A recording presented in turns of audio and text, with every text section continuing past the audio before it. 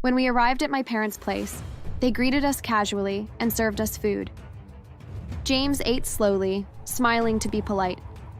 My parents were quiet and their faces hard to read. I thought they were just nervous and trying to connect. Eat more, James. We made plenty. Yes, I will. The food is so tasty. It's great. Thank you. You look tired, boy. Like an old chicken who's refusing to die. James ignored the others. The night passed without any arguments. I felt hopeful that maybe this was the start of peace. But the next morning, James woke up sick. His face was pale and his hands were trembling. Before I knew it, he was vomiting. I rushed him to the hospital. The doctors ran tests, but he worsened quickly. His skin turned ashy, and his breathing went weak.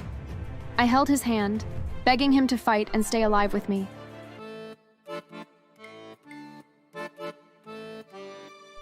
Hi there, my name is Grace. I grew up in a home where my parents, Thomas and Evelyn, wore their blackness like armor. They taught me to love my dark skin, my coiled hair, and my roots. I cherished them for it. But their pride turned bitter when I fell in love with James, a white man with beautiful blue eyes and a laugh that warmed my soul. Growing up, I'd noticed my parents weren't fans of the white or other races. All our family friends were blacks. I went to an all-black school. My friends at church were black. James was one of the first white people I spoke to. Prior, I'd thought my parents avoided them because they were bad people. But after making white friends in college and meeting James, I realized I was wrong. From the moment I introduced James to my parents, their hatred for him flared like a storm. They either didn't see his kindness, or they refused to. They only saw his skin color. Why this man, Grace? A white person? I can't believe this. We raised you better than this, Grace. You're turning your back on us, on your people. That's a shame and disgrace to our community. You both sound so crazy. What's wrong with him? How am I ashamed for loving a white man? What's wrong with you both? I was starting to get angry, but James stopped me and told me he'll handle it. I genuinely understand you both. I think it's a mistake on Grace's and my parts. She should have informed you both before my coming. I apologize for that. But I truly love your daughter. I want her to be happy, honey. Happy? You can't give her happiness. You obviously don't belong with her. James tried so hard. He smiled through their icy glares, ate their spicy food, which they intentionally made spicier, even when it burned his throat, and listened to their stories with respect. But nothing thawed their hearts. They wanted a black son-in-law, someone to carry their lineage, their name, and their pride. To them, James was an intruder stealing their future. I pleaded with them to see him as I did, but their anger only deepened. You're throwing away everything we gave you. He's whitewashing your head. That's what they do.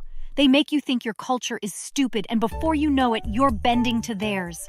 If you marry him, our grandchildren won't even look like us. I can't imagine that. In fact, it's an abomination to imagine it. But I love him. He treats me so well. He loves me a whole lot, and I bet you both can see it clearly. So, what the hell are your problems? Why can't you just accept that? Dear, love doesn't erase who we are. You have to pick between that stupid love and us. You dare not pick him. I did. I picked James and married him. We had a quiet wedding, exactly as I wanted. Just his family and a few friends. My parents stayed away. It broke me, but James held me tight and promised we'd make our own family. I wanted to mend things with my parents, though. I thought I could offer them something to hold on to, something to make them accept James. So I had an idea. My idea wouldn't be fair on James, but I had to try. James, what if our kids take my parents' last name? Maybe that'll make them feel their legacy is safe. We can include yours, after my parents' own. Is that okay with you? I really don't mind. If it brings peace to your family, I'm fine with it. I just want you to be happy. You're too good to me. My James agreed without a fight. He didn't care about names or pride. He just cared about me. I was so happy because I thought this would finally soften my parents. I went to their house and shared our plan with them. So I spoke to James, and he's agreed that when we have kids, they'll carry your name. Our kids will be using your last name and that of Thomas. We want to honor you. Honor? You think a name fixes what you've done? You're so stupid, even more than I thought. You're no daughter of mine. You're still with that white man. Whether you change your kids' names or anything, nothing changes that. The only way we'll be fine is if you break up with that hairless chicken. What? You want me to break up with James? I can't believe you both. I'm trying to make this right. Why isn't this enough? Well, so long as you're with that white man, it'll never be enough. Their words stabbed me. I left their house in tears, but James was there, wiping my face and promising we'd be okay. He was really a good man. We started our life in a small apartment, dreaming of children and a future where my parents might come around. For a year, we were happy. James taught at a school, I worked at a bank, and we saved for a house. Every night, we'd sit on our couch, his arm around me, talking about our future kids. Then everything shattered. It began with a call from my mother. She suddenly invited us to dinner. I was surprised. They hadn't spoken to us since the wedding. I thought maybe they were finally warming up and realizing I loved James. James was uneasy and nervous, but I convinced him that everything would be fine. You know, this could be a fresh start. They're reaching out without us having to call them. It wasn't hard convincing James. We were so in love with each other that we'd gladly do anything to make the other smile. When we arrived at my parents' place, they greeted us casually and served us food. James ate slowly, smiling to be polite. My parents were quiet and their faces hard to read. I thought they were just nervous and trying to connect. Eat more, James. We made plenty. Yes, I will. The food is so tasty. It's great. Thank you. You look tired, boy. Like an old chicken who's refusing to die. James ignored the others. The night passed without any arguments. I felt hopeful that maybe this was the start of peace. But the next morning, James woke up sick. His face was pale and his hands were trembling. Before I knew it, he was vomiting. I rushed him to the hospital. The doctors ran tests, but he worsened quickly. His skin turned ashy, and his breathing went weak. I held his hand, begging him to fight and stay alive with me. Unfortunately, James left me. He died that night. The doctors said it was poison, a rare kind that destroyed his organs slowly. I couldn't breathe. My James was gone. I sat by his body without moving or speaking until a nurse pulled me away. Then it hit me. The dinner. My parents' sudden kindness. The way they urged him to eat. I immediately went to the police and told them everything. My parents were the biggest suspects. They questioned my parents but found no evidence. No poison in their house, no witnesses. They let them go. We didn't do anything. You're hurting, Grace, so you're confused. You should find a black guy to help you through this grief. How could you accuse us? We're your parents. You're such a bad child. Don't you dare play that game with me. You hated him. You wanted him dead. I know it was you. You both killed him. Murderers. Believe what you want. You'll never prove it. I buried James alone. His family came after the funeral, weeping and asking why. I couldn't tell them I suspected my parents. That was too shameful. I left our apartment, sold our things, and gave away his clothes. Every piece of him hurt to touch. I cut off my parents. They tried calling, but I blocked them. I wanted them to feel the void they'd created, but it still wasn't enough. They'd stolen my love, my future, my James. I needed them to pay. So I started watching them. I'd drive by their house at night, see them through the window, living like nothing happened. My father reading, my mother cooking. It sickened me. They thought they'd won, that they'd erased James and saved their lineage by pushing me to marry a black man later on. But I had a plan. They cared about their legacy above all. So I'd destroy it. I vowed never to marry again, never to have kids. Their bloodline would end with me. It was my way of punishing them and making them suffer. Years passed. I threw myself into work.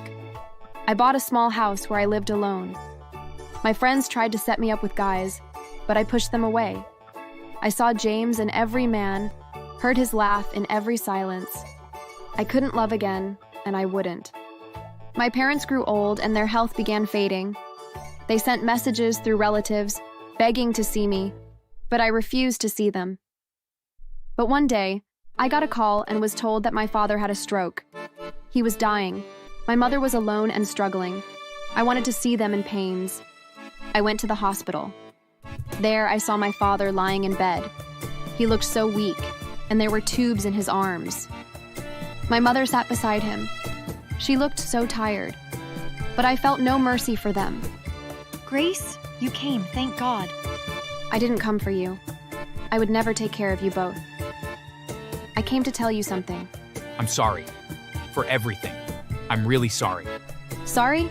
You killed my husband. You poisoned him. You both don't deserve to live in prison. That's why I haven't told the cops. I'm thankful to karma for bringing you this pain.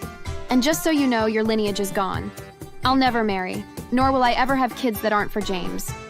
Your stupid last name dies with me. As I walked out, I could hear their quiet sobs, but I didn't care. My father died a month later, after severe suffering with the pain and discomfort. My mother moved to a nursing home because she was too frail to live alone. I never visited. Relatives said she cried for me daily, but I didn't care.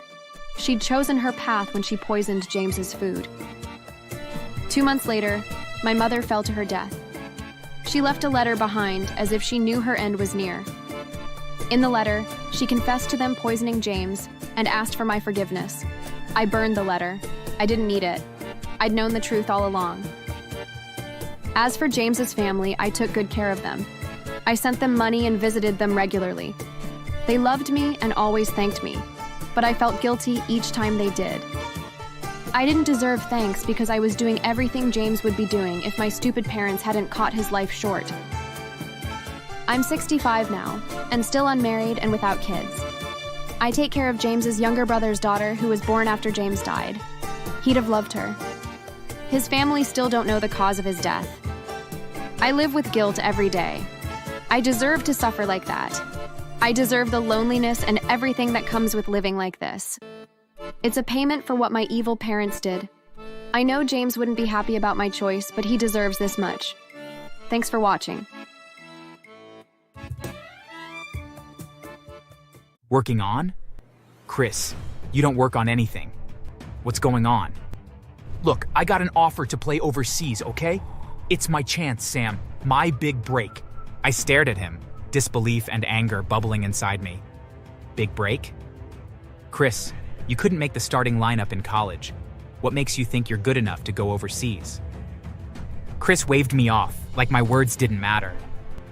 You wouldn't understand. This is my dream. I can't let it pass me by. And what about Jamie? He's your son, Chris. Your responsibility. I'll send money. Mom and Dad can take care of him for now. Let me be. That was the last conversation I had with him before he disappeared. The next morning, I woke up to chaos. My parents were in the kitchen, arguing and rifling through papers. Samuel, have you seen my jewelry box? No, why? It's gone, and so is the cash we kept in the drawer. It didn't take long to put the pieces together. Chris had cleaned us out. He took my parents' emergency savings, my rent money, and anything else he could find of value. By the time we realized what had happened, he was already on a plane. How could he do this to us? My mom cried. My dad was holding back his tears. I didn't know what to do. Chris left us with nothing but heartbreak and a child who didn't understand why his father wasn't there. My parents and I took turns caring for Jamie. Growing up, my brother Chris was the golden boy. Or at least, that's what he wanted everyone to believe. He had big dreams, the kind that made our parents puff their chests with pride when he talked about them at family gatherings. I'm going to be the next big thing in basketball. He'd say things like that, gripping an imaginary ball and pretending to make a shot. Just wait. NBA, here I come. The truth? Chris was, well, let's just say basketball wasn't exactly his calling. Sure, he was tall, taller than most of the kids at school. But coordination? Non-existent. He couldn't dribble a ball without tripping over his own feet, and his jump shot looked more like a kid flinging a rock at a tree than anything remotely professional. Still, Chris had a confidence about him that somehow convinced everyone else to believe in him. Everyone except me. I watched him blow through life like a reckless storm, leaving chaos in his wake. Chris didn't just want to be famous, he wanted shortcuts to fame. He skipped practices, lied about injuries, and sweet-talked coaches into giving him chances he didn't deserve. By the time he got to college on a partial scholarship, something that baffled me to this day, his reputation as an up-and-coming star was built on more lies than talent. That's where it all really started to fall apart. In his freshman year, Chris met Megan. Megan was the kind of person who made you wonder what she saw in Chris. She was bright, kind-hearted, and practical in a way that Chris never was. She was everything he wasn't. Responsible, hard-working, and smart. For a moment, I thought maybe she'd be the one to set him straight. Maybe she'd force him to grow up. But Chris had a way of dragging people down to his level. By the time their relationship got serious, Chris had already flunked most of his classes. He spent more time partying than studying, convinced he didn't need a degree because scouts will find me any day now. When Megan got pregnant, I thought that would finally shake some sense into him. He'd have to take responsibility, wouldn't he? I was wrong. Chris dropped out of college before the end of his sophomore year. He blamed everyone but himself. His professors, the coaches, even Megan. They don't see my potential. They're holding me back. Meanwhile, Megan stayed behind, working 2 jobs and taking summer classes to catch up. She was determined to give their baby a better future, even if Chris wasn't interested. By the time their son Jamie was born, Megan was exhausted. She'd worked herself to the bone, hoping Chris would step up. Megan didn't survive childbirth. A complication during delivery took her life, leaving baby Jamie without a mother and Chris with a responsibility he clearly wasn't ready to handle. I remember standing outside the hospital room, holding a squirming Jamie in my arms while Chris paced the hallway, running his hands through his hair. "I can't do this, Sam. I'm not ready to be a dad." I wanted to grab him by the shoulders, shake him, and scream at him to grow up, but I kept my voice steady. "Well, you better get ready. This kid didn't ask for any of this, Chris. He's your son." Chris didn't answer. He just kept pacing, mumbling to himself about how unfair life was. For a few weeks, he pretended to care. He'd hold Jamie for 5 minutes, snap a picture for social media, and then hand him back to our mom or me. He talked a big game about stepping up, but every time Jamie cried or needed a diaper change, Chris conveniently disappeared. Then came the day everything unraveled. Chris had been acting strange for a week. He avoided eye contact, mumbled vague excuses when anyone asked him questions, and spent a lot of time on his phone. One night, while I was cleaning up after dinner, I overheard him talking in the next room. "Yeah, man, I'm in. I'll be there as soon as I can. Just make sure the contract's ready." I walked into the room and asked what contract he was talking about. Chris jumped, his phone slipping from his hand. He scrambled to pick it up, avoiding my gaze. "It's nothing, just something I've been working on." "Working on?" "Chris, you don't work on anything. What's going on?" "Look, I got an offer to play overseas, okay? It's my chance, Sam. My big break." I stared at him, disbelief and anger bubbling inside me. "Big break?" "Chris, you couldn't make the starting lineup in college. What makes you think you're good enough to go overseas?" Chris waved me off, like my words didn't matter. "You wouldn't understand. This is my dream. I can't let it pass me by." "And what about Jamie?" "He's your son, Chris. Your responsibility." "I'll send money. Mom and Dad can take care of him for now. Let me be." That was the last conversation I had with him before he disappeared. The next morning, I woke up to chaos. My parents were in the kitchen, arguing and rifling through papers. Samuel, have you seen my jewelry box? "No, why?" It's gone. And so is the cash we kept in the drawer. It didn't take long to put the pieces together. Chris had cleaned us out. He took my parents' emergency savings, my rent money, and anything else he could find of value. By the time we realized what had happened, he was already on a plane. How could he do this to us? My mom cried. My dad was holding back his tears. I didn't know what to do. Chris left us with nothing but heartbreak and a child who didn't understand why his father wasn't there. My parents and I took turns caring for Jamie, struggling to make ends meet while Chris chased his delusional dreams. Months later, I tracked down the so-called team he'd joined. It wasn't a professional league. It was a group of washed-up players doing exhibition games for scraps. Chris wasn't a star. He was a joke. And yet, he never came home. He never called. He never even sent a single dollar for his son. Jamie grew up without a father, and I grew up resenting the brother I'd once admired. Chris abandoned his family, chasing a dream that was never real. And in the process, he left behind the only thing that could have given his life true meaning. But maybe that was for the best, because Jamie deserved better than Chris ever could have been. It took time, but a year after Chris left, I managed to land a stable job. It wasn't glamorous, but it paid well enough to help my parents and give Jamie a semblance of stability. Our lives slowly pieced themselves back together, and as the months turned to years, I found myself falling into the role Chris had abandoned. By the time Jamie turned 3, I officially adopted him. The process was long and draining, but there was no hesitation in my heart. He was my son now, in every way that mattered. He grew up knowing about Chris, but to Jamie, I was his father. The bond we formed was unshakable, and I couldn't have been prouder to watch him grow into a bright boy. Life moved on without Chris, and honestly, we were better for it. My job allowed me to buy a new house for my parents, Jamie and me. It wasn't a mansion, but it was ours, and it was very comfortable. For 12 years, Chris was nothing more than a distant memory, a shadow of the past we had long since left behind. And then, one day, the shadow came back. Chris returned looking nothing like the man who had strutted out of our lives with so much arrogance. He was thin, almost skeletal, with ragged clothes and sunken eyes. His hair was unkempt, and the stupid grin he used to wear was gone. Still, even in his tattered state, he clung to the pride that had always been his downfall. "Samuel, it's me." He thought I didn't recognize him, since I couldn't stop staring at him. "What do you want, Chris? You're clearly not needed in our lives anymore after what you did." "I'm not here to be in your lives. I just came to take back what's mine." It took me a second to realize he was talking about Jamie. "He's my son, Samuel. You've got no right to keep him from me." Before I could respond, Jamie walked out of the house. He was 15 now, tall and confident, with a sharp tongue he wasn't afraid to use. He looked Chris up and down, his expression filled with disgust. There was no doubt that he'd heard our conversation. "You think you can just show up after all these years and call yourself my father? I'm your dad, kid. Blood doesn't lie." "Blood? You mean the blood you left me and my mom to die for? The blood that ran when you abandoned us for a career you were too talentless to handle? You're not my dad. You're just some loser who couldn't even make it in life. Samuel is my dad.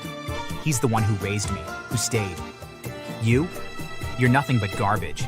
The words hit Chris like a slap, but instead of admitting his failure, he held his pride. "I can see they've managed to poison your heart. I'm still your father. You'll see. The law's on my side." He stormed off. It didn't take long for him to return with the police. He stood outside our house, pointing an accusing finger as the officers approached. "He kidnapped my son. That's my child in there." I laughed at him before handing the officers every document proving my legal guardianship over Jamie. The adoption papers, court orders, everything. This idiot abandoned Jamie 15 years ago.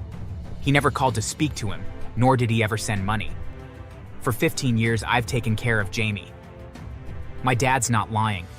This man left me. I don't want him near us. Samuel is my father. He always will be. My parents also spoke, telling the cops how Chris had run away, leaving us all in debts.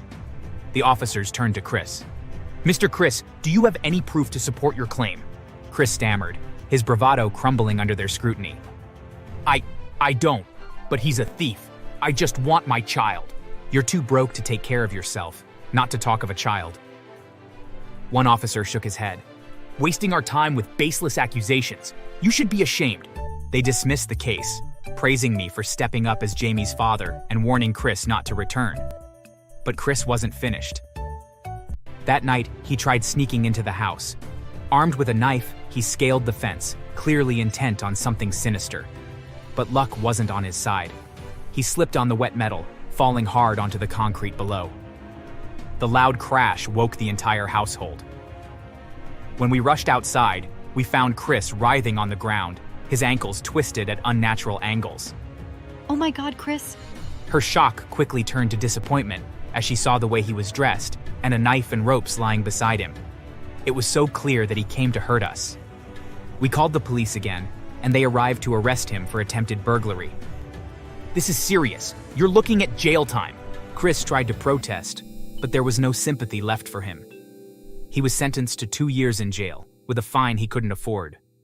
His injuries from the fall were left untreated for too long, and by the time the prison doctors got to him, it was too late. His legs had to be amputated below the knees. When he finally got out, we were long gone. My job had taken us to a different country, far from the mess Chris had brought into our lives. He was left alone, crawling through the streets, begging for scraps. No one wanted to hire a crippled ex-convict, and the pride he had once clung to was nowhere to be found. He ended up washing people's cars for a few dollars, and sometimes mow people's lawns. He tried severally reaching us, but we all blocked his number. Chris had spent his life chasing a dream that never existed, and in the end, he was left with nothing. Nothing but regret and the cold, hard truth that he'd thrown away everything that could have mattered. While in school, Jamie was so talented at soccer that a famous team signed him. A few years later, he became a superstar, earning thousands of dollars a week. He ended up buying everyone a house, and we became incredibly rich. Despite his busy schedule, traveling the world and playing for his team, he always made time to call me and his grandparents. We later heard that when Chris found out about his son and watched him play, he collapsed and went into a coma for several days. Fortunately, he didn't die.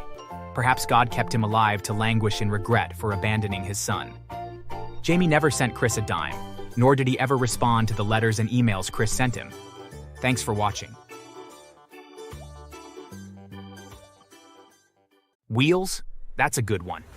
Right? We gotta keep him on his toes. Oh wait, my bad. He can't be on his toes. Damn, man, you're ruthless. I couldn't believe it. He wasn't just ignoring the harassment, he was joining in. Are you kidding me? Officer Jamal, you're supposed to be here to help. Help with what? Some light workplace banter? Looks to me like you're just looking for a reason to cry victim. Travis and Dean were grinning like they just won a prize. Man, Jace, you gotta lighten up. No wonder nobody likes working with you. This isn't banter. You've sabotaged my chair. You've made work hell for me. And yet you're still here. Sounds like you like playing the martyr. You're among those weak white men who are always crying to be helped. And yet you're still here. Sounds like you like playing the martyr. You're among those weak white men who are always crying to be helped. You should be glad to be associated with Travis and Dean. They're the few strong white men out there. I was shaking. I felt angry and helpless at how much he was humiliating me in front of my bullies. You know what, officer? Since you're here, maybe you should teach our boy Jace some survival skills, like how to stand up for himself. Nah, I think that ship sailed. Can't stand up if you never did to begin with. They all burst into laughter again. I felt so ashamed. I wanted to leave, but I refused to give them the satisfaction of seeing me break. You're all pathetic. And yet, you're the one who came crying for help, weakling. I sat there and watched him exchange numbers with the guys, promising to see them around. Afterward, he left. The guys both mocked me and even pushed me off the chair before laughing and running off.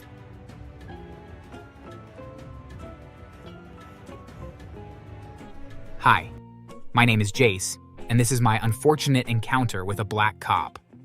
I rolled into the police station one day, my hands gripping the wheels of my chair tighter than usual. I hated going there.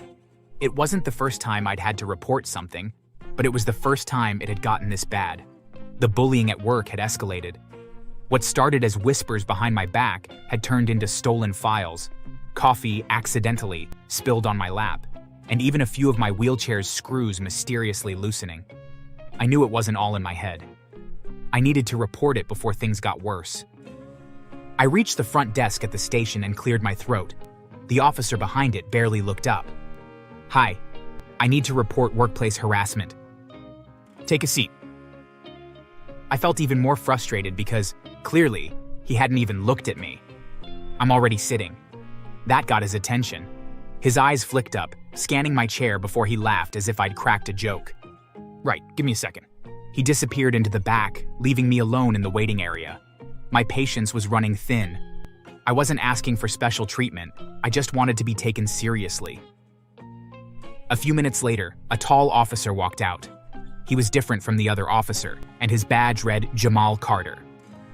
He looked around the place before finally looking at me, as if he couldn't believe I needed help. You the one making the complaint? Yes, that's me. Jamal crossed his arms, staring at me like I was wasting his time. All right, what's the problem? It's about my coworkers. They've been harassing me at work, and it's becoming unbearable. Harassing or just joking around? Harassing. Joking around doesn't involve sabotaging my wheelchair. Are you sure it wasn't just an accident? Maybe you're being a little sensitive? No, I'm not being sensitive. Someone loosened the screws on my chair. I almost fell. But you didn't. Why are you being unnecessarily dramatic? I was so shocked. I couldn't believe I'd heard him correctly. How could he suggest me being dramatic? Are you serious? Listen, man, work environments can be tough. You gotta have thick skin. Maybe they're just treating you like everyone else. By sabotaging my chair? No, by not babying you. I couldn't believe he was implying that I was expecting special treatment. I don't need to be babied. I need to be safe at my job. And did anyone physically touch you? No, but then it's not a crime. You're being dramatic. He smirked, like he'd just won some argument. I knew I had no other choice. As much as I hated the way Officer Jamal was treating me, I thought he was still my best shot at getting this taken seriously. If I could just get him to see it firsthand, maybe he'd stop dismissing me. Come with me to my workplace and see it for yourself. You want me to waste my time following you to your office? For what?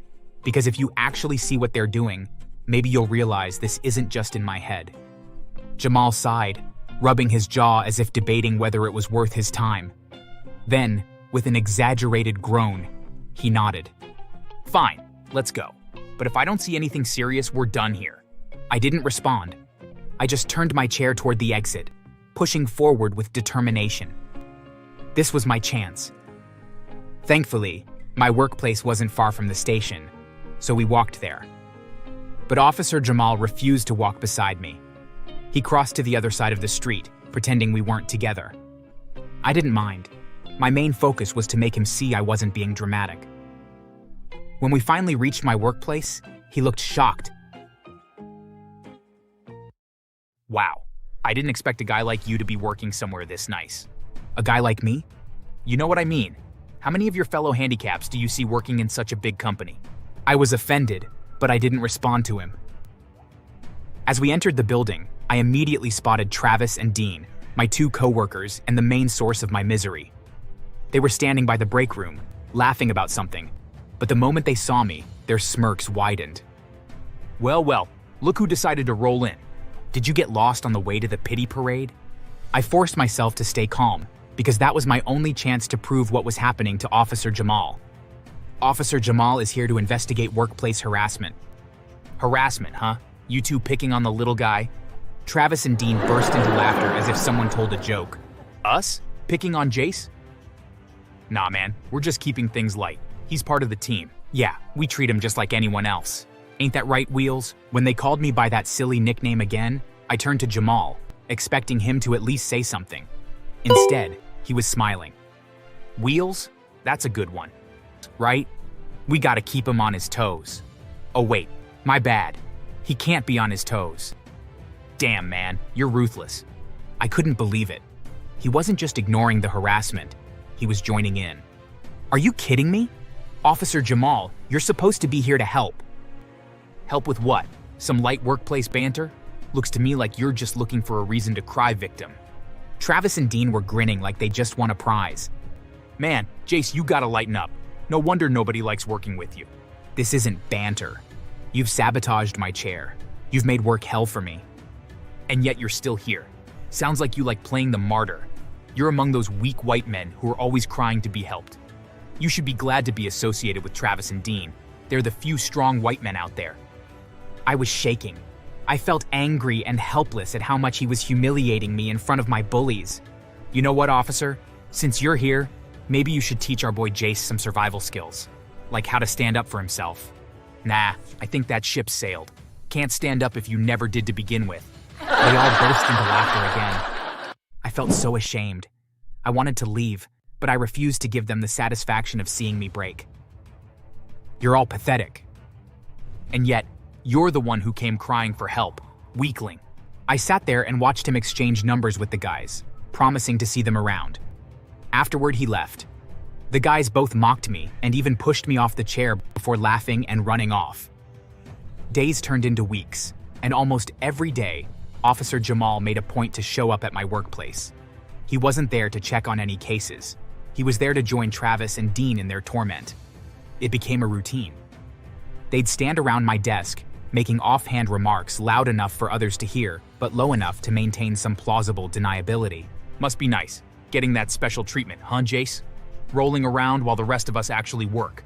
Yeah, man. You think they let you stay just so they don't look bad for kicking out the office mascot? Y'all are too much.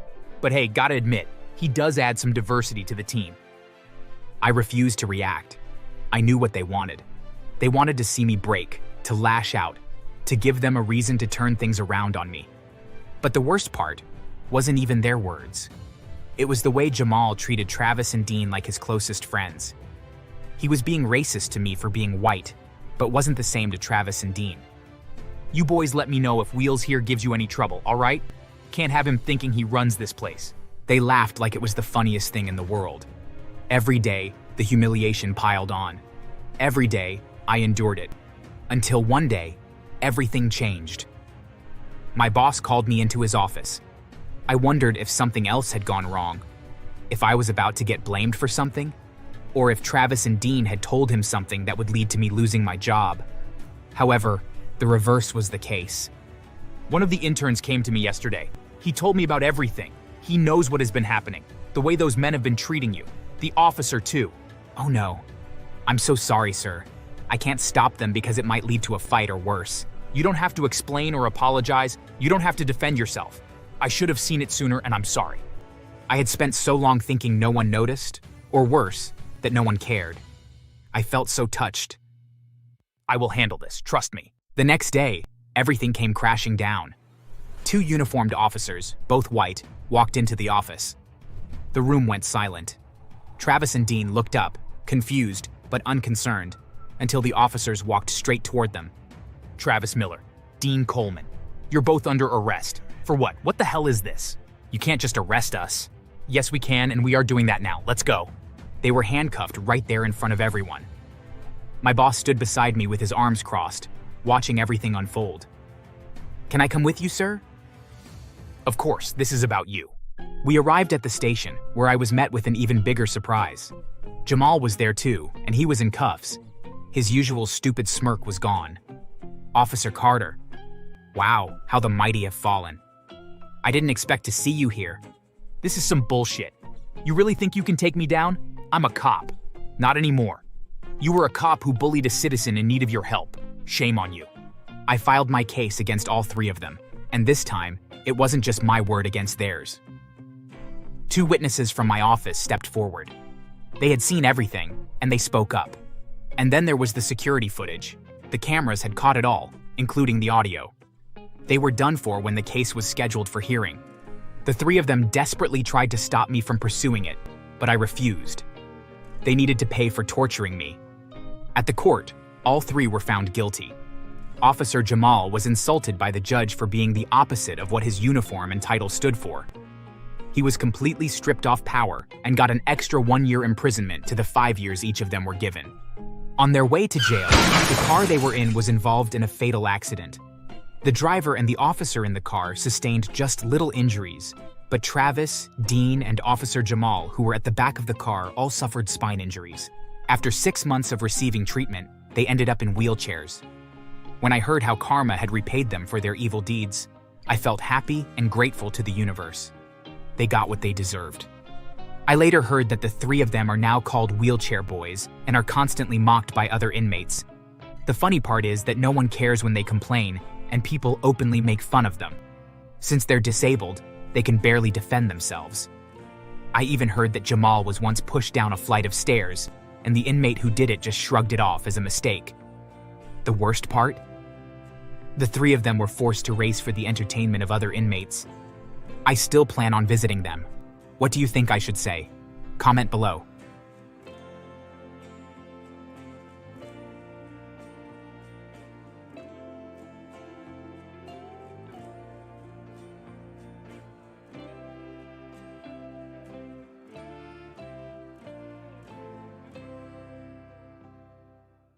Occasionally giggling into FaceTime or watching TikToks at full volume. Meanwhile, I was hauling groceries, scrubbing toilets, and cleaning her messes. My aunt spent her days painting her nails, watching soap operas, and comparing me to the neighborhood dogs. Even mutts know where they belong. Tamara once poured boiling water into my cereal as a prank. Another time, she took a red marker and wrote "thief" on my school shirt before a class trip. When I cried, Aunt Cecilia told me to stop acting like a little girl.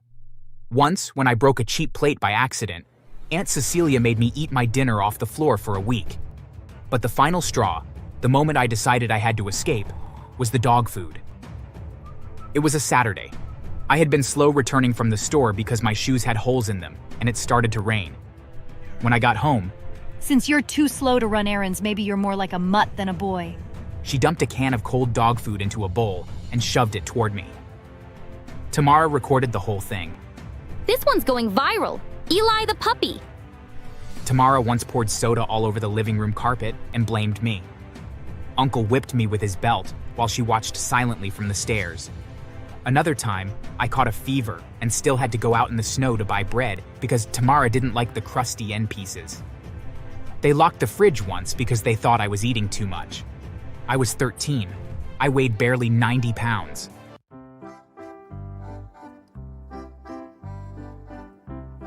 My name is Eli. But for most of my childhood, I didn't feel like I belonged to that name, or any name at all. When my parents died in a car crash, I was 10. The only family I had left was my Uncle Raymond and Aunt Cecilia. My parents were good people. My dad was a welder who loved old country music and taught me how to ride a bike. My mom was a nurse, the kind who stayed after her shift just to hold someone's hand. They weren't rich, but we were happy. I still remember how she used to tuck me in and whisper, "You're braver than the world will ever be ready for." When they died, Uncle Raymond and Aunt Cecilia didn't cry at the funeral. They just nodded grimly and signed the papers, taking me in as if adopting me was part of some reluctant chore. The first few weeks, they pretended to care. "You be good, Eli. We don't want no trouble." But soon, the truth emerged like mold under a peeling wall. Uncle Raymond worked a warehouse job. Aunt Cecilia stayed home, even though she didn't cook, clean, or raise her kids. They had a daughter, Tamara, same age as me, but miles apart in how we were treated. She lounged on the couch all day, scrolling through her phone, occasionally giggling into FaceTime or watching TikToks at full volume. Meanwhile, I was hauling groceries, scrubbing toilets, and cleaning her messes. My aunt spent her days painting her nails, watching soap operas, and comparing me to the neighborhood dogs. Even mutts know where they belong. Tamara once poured boiling water into my cereal as a prank. Another time, she took a red marker and wrote "thief" on my school shirt before a class trip. When I cried, Aunt Cecilia told me to stop acting like a little girl. Once, when I broke a cheap plate by accident, Aunt Cecilia made me eat my dinner off the floor for a week. But the final straw, the moment I decided I had to escape, was the dog food. It was a Saturday. I had been slow returning from the store because my shoes had holes in them, and it started to rain. When I got home, Since you're too slow to run errands, maybe you're more like a mutt than a boy. she dumped a can of cold dog food into a bowl and shoved it toward me. Tamara recorded the whole thing. This one's going viral. Eli the puppy. Tamara once poured soda all over the living room carpet and blamed me. Uncle whipped me with his belt while she watched silently from the stairs. Another time, I caught a fever and still had to go out in the snow to buy bread because Tamara didn't like the crusty end pieces. They locked the fridge once because they thought I was eating too much. I was 13. I weighed barely 90 pounds. Tamara, meanwhile, got fast food delivered nearly every day. Eli, you left crumbs on the table again. What do you think this is, a zoo? I hadn't even eaten that day. By 12, I was working nights under the table at the mechanics shop down the block. Uncle took the money straight out of my hands every Friday night. "This is what real family means, sacrifice. You're paying your way, boy." But Tamara, she never lifted a finger. When I was 15, something valuable went missing. Uncle Raymond had this antique watch, belonged to his late father. He kept it in a locked box in his closet. One night, he burst into my room. "You thieving little bastard, where is it?" "What are you talking about? I didn't take anything." But he'd made up his mind. He dragged me outside, beat me with a belt while Aunt Cecilia watched, arms folded. Tamara peeked through her window, laughing. She even filmed it and later posted it on her private Snapchat. Someone showed me the video months later. Caption read, "Jungle Justice, Eli Edition." Days later, I overheard them talking in the kitchen. Can't believe you thought Eli took it. It was Marcus. He just wanted to mess with the kid. Marcus, Uncle's son from another relationship. I didn't even know he was in town. I ran that night. I wandered for days. That's when I met Hank, a Vietnam vet who lived in a handmade cabin by Blackwater Lake. He found me half-conscious by a tree stump. He could have sent me away. Instead, he gave me food, shelter, and later taught me everything he knew: how to build traps, purify water, track animals, construct a shelter. We even built my shack together, a fortress of freedom. 2 years later, they came for me, but not out of love. Uncle Raymond's hours were cut at work, so his salary reduced. Then my old boss from the mechanic shop, Mr. Patel, called our house. He said I was hardworking, and they had a full-time offer for me with benefits. He said, "We'd like Eli to come work for us full-time. Is he still with you?" And as if that wasn't enough, a letter came in the mail, a trust fund document that needed my signature to release some insurance money from my parents' account. Money I didn't know about. Suddenly, they remembered me. Suddenly, they needed me. My uncle and his wife suddenly started looking for me. Not out of love, not because they missed me, but because they wanted me to go back and make things right. What they really meant was, sign over my inheritance and start working again like nothing had happened. I don't know how they figured out where I lived. Maybe a neighbor talked, or maybe they just followed a trail of desperation and greed. Either way, they showed up one sticky afternoon, thinking they could bully me into submission like they used to. But what they didn't know was that Hank and I were always prepared. We'd built our own little fortress in the woods, and Hank, being the survivalist nut he is, had rigged the place with traps. Not to hurt anyone, just enough to scare off thieves, wild animals, and greedy relatives. So when Uncle Paul and his little crew of vultures came stomping through the trees, they triggered everything. What the snake! Oh my God, bees! Then Tamara followed behind them, whining about her phone signal.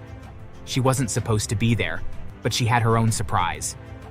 She stepped into a camouflaged tarp covering a shallow pit I'd lined with thorny branches and garbage. I broke my ankle. Help me. I didn't. Uncle Raymond ran blindly and triggered the rope trap, dangling, screaming. Then the rope snapped and he crashed into a 6-foot ditch. His back was never the same. Hank arrived with a short gun and we called the police. As the sirens wailed in the distance, Uncle Raymond groaned from the ditch. He tried crawling away. Aunt Cecilia, covered in bee stings, limped behind. Tamara, dragging her injured foot, cried out for her phone. Tamara, shouting, We didn't do nothing. He's the one who ran. "Don't move. You're under investigation for child abuse and endangerment. Hands where we can see them." I lost my iPhone because of this little rat. You lost more than that, sweetheart. They were cuffed and put in the back of the squad car.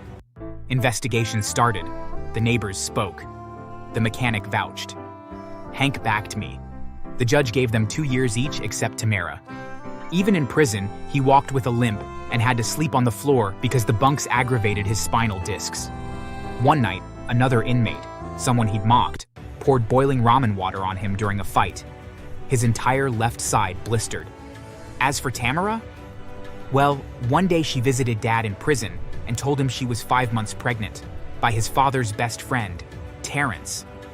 Turns out, Terrence had been sneaking into their home while her uncle was at work. "You disgusting, ungrateful little... How could you do this to me?" He said he loved me. It was real. Terrence fled the state. Uncle disowned her. She now lives in a roach-infested apartment downtown, working as a delivery driver by day and sometimes a nightclub cleaner by night. She raises the child alone, no family support, no skills, and no sympathy. I live with Hank. We rebuilt my cabin. I work construction and teach survival classes. And I sleep in peace. Thanks for watching. If you liked this story, hit subscribe because next time, we're dropping traps, exposing lies, and surviving more than just the wilderness. Stay wild, stay sharp, stay free. Everyone looked uncomfortable. Some even looked offended. But Eve wasn't relenting. Unless, of course, the thief is too scared to be searched. Paige, you should be more careful about the company you keep. I could feel my heart pounding with anger. She was making a scene, dragging my name through the mud in front of everyone, and no one could stop her. Eve, enough. This isn't the time or place. No, Dad, I'm not leaving here until I find my necklace. Eventually, when her tantrum didn't stop, everyone gave in. One by one, the guests were searched. People muttered under their breath, frustration clear on their faces. And yet, the necklace was nowhere to be found. Eve's face twisted in frustration.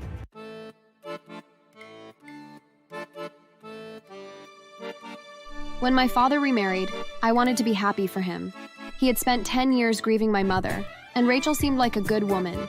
She was kind, patient, and understanding. She treated my father with warmth, and she never tried to replace my mother in my life. Her daughter, Eve, was a different story. From the moment we met, she made it clear she hated me. She was a year older, but she acted like I was some pest invading her space. I tried to be friendly at first, thinking maybe she just needed time to adjust. But she didn't want a sister. She wanted an enemy. Just because my mom married your dad doesn't mean we're family. Stay out of my way. She had said on the first night they moved in. I was shocked and confused because that was the first time we met. I remember how cold her eyes were when she said it, how she didn't even wait for me to reply before slamming her bedroom door. At first, it was little things like ignoring me at the dinner table, rolling her eyes whenever I spoke, slamming doors in my face. Then it got worse. She'd take my clothes from the laundry and hide them, only to return them stained or torn. She'd delete my work from the computer, whispering, "Oops," when I got mad. She lied to her mother constantly, making it seem like I was the one being difficult. Rachel never took sides, but she always gave Eve the benefit of the doubt. Maybe it's just a misunderstanding, sweetheart. You girls need to learn to get along. Even if you both aren't blood related, you're still sisters, and you should treat each other well. I don't want you both fighting. But Eve didn't want to get along. Once, she locked me out of the house on a rainy night while my dad and Rachel were out. I banged on the door for almost an hour before she finally let me in, laughing at my soaked clothes. You look like a drowned rat. I tried to tell my dad, but Eve always knew how to twist things. I thought she had her keys. How was I supposed to know she was locked out? She didn't even knock or try to call me. My father didn't want tension in the house, so he always brushed it off, saying we needed to work things out. But Eve had no interest in working anything out. She just wanted to make my life miserable. And she succeeded. The worst part was that no one ever saw it but me. To everyone else, she was Rachel's sweet, misunderstood daughter. But to me, she was a nightmare. I kept hoping she would grow out of it, that maybe one day she would just stop. But I was wrong. The little witch was just getting started. She never missed a chance to embarrass me in front of others. If I had friends over, she'd loudly bring up the most humiliating things like times I tripped in public, old crushes, anything to make me uncomfortable. As usual, if I ever stood up for myself, she played the victim. Why are you always so sensitive, Paige? I was just joking. She made sure to keep being the perfect daughter in front of Rachel and my dad. If I complained, they'd just tell me I was imagining things. She's your sister, Paige. She might tease you, but I promise she loves you. Eve didn't love me. She hated me. By the time we were adults, I learned to pick my battles. She loved getting a reaction out of me, so I stopped giving her one. I focused on my work, my friends, and my dreams. I thought if I ignored her, she'd get bored and move on, but she never did. We didn't have to live under the same roof anymore. We had separate lives. I had a great job, amazing friends, and soon a fiancé. I was happy, and that made her furious. The moment she found out I was engaged, her fake smiles returned. She pretended to be happy for me, telling our parents how wonderful it was. But when we were alone, her real face showed. You? Getting married? Huh. Poor guy must be desperate. I ignored her. She was nothing to me now. Or at least, that's what I thought. What I didn't realize was that Eve wasn't just going to sit back and let me have my happiness. She was going to destroy it. She started with a few passive-aggressive comments at family dinners. Oh dear. Are you sure you're ready for marriage, Paige? You've always been so emotional. Little digs, just enough to plant doubt in everyone's minds. My dad and Rachel would chuckle awkwardly, not knowing whether to correct her or ignore it. She got bolder. If she caught me alone at events, she'd lower her voice, making sure only I could hear her words. You know that man is only marrying you for convenience, right? You're just his safe option. I refused to let her get to me. I knew exactly what she was doing. She was trying to plant doubt, to make me question everything, but I wasn't going to let her ruin this for me. Then she met Nathan for the first time. We were at a family gathering, and I had been dreading the moment Eve would finally cross paths with him. I had seen how she treated the guys I dated in the past. This time was no different. She smiled brightly when I introduced them, acting so friendly you'd think she was my biggest supporter. Nathan, it's so nice to finally meet you. Paige talks about you all the time. She reached out for a hug, lingering just a second too long before pulling away. Nathan, being the gentleman he was, didn't seem to notice, but I did. I knew Eve. Over dinner, she started testing him. So, Nathan, tell me, what made you pick Paige? She's always been particular about things. I'm surprised she hasn't scared you off yet. I love that about her. She knows what she wants. Eve gave a laugh, but I saw the slight narrowing of her eyes. She didn't like that he wasn't rattled. She tried again. Well, marriage is a big deal. I just hope you're ready. Paige isn't exactly the easiest person to live with. I felt my anger increase, but Nathan didn't take the bait. Actually, living with her has been the easiest thing in the world. The few times she's at my place, I feel at peace the most. Eve's smile faltered for just a second before she recovered, flipping her hair back. Wow, you must be really patient. Good for you. That was the moment I knew she wasn't going to stop. She had been waiting for Nathan to show a crack, a hint of uncertainty she could exploit, but he didn't give her one. And that made her even more determined to ruin things. Words weren't enough anymore. She wanted to humiliate me. And she picked the perfect moment, my engagement party. Everything was perfect that day. The decoration was beautiful, everywhere was bright, and the music was perfect. I stood beside Nathan, ready to give our speech, and then Eve screamed. The room immediately fell silent, all eyes snapping to where she stood near the entrance, her hands clutching her chest as if she were about to collapse. Her face twisted in horror, and then, to my complete shock, she burst into tears. Oh my God, my necklace, my expensive necklace, it's gone! Rachel and my father rushed to her side, both of them looking so concerned. Eve, sweetheart, calm down. What happened? Are you sure you didn't misplace it? Misplace it? Are you kidding me? Someone stole it. I had it in my wallet and now it's gone. The guests gasped, looking so confused and nervous. I wasn't at ease either. I just can't believe this. At Paige's engagement party of all places. I guess this is what happens when you associate with shameless thieves. My stomach dropped. I clenched my fists, heat rushing to my face. She was doing this on purpose, trying to embarrass me in front of everyone. Eve, let's not jump to conclusions. Maybe someone saw something. Oh, I don't need to jump to conclusions. We need to search everyone, right now. Everyone looked uncomfortable. Some even looked offended. But Eve wasn't relenting.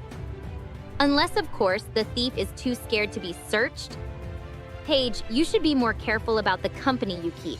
I could feel my heart pounding with anger. She was making a scene, dragging my name through the mud in front of everyone, and no one could stop her. Eve, enough. This isn't the time or place. No, Dad, I'm not leaving here until I find my necklace. Eventually, when her tantrum didn't stop, everyone gave in. One by one, the guests were searched.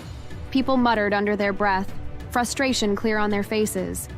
And yet, the necklace was nowhere to be found. Eve's face twisted in frustration. Fine! Then I'm leaving! I refuse to stay at an event where I'm disrespected like this. She turned to storm off, but I wasn't about to let her get away with this. Not this time. Wait right there. Eve froze, her shoulders stiffening.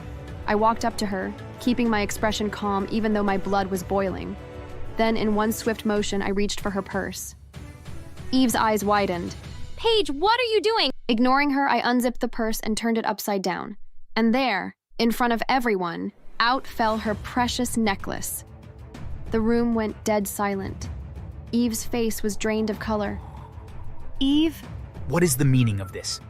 Eve opened her mouth, but nothing came out. Panic flashed in her eyes. She looked around as if searching for an escape. But I stepped forward, and without hesitation, I slapped her hard on her face. Eve screamed and stumbled back, holding her cheek. "How dare you? How dare you try to humiliate me on my own engagement day?"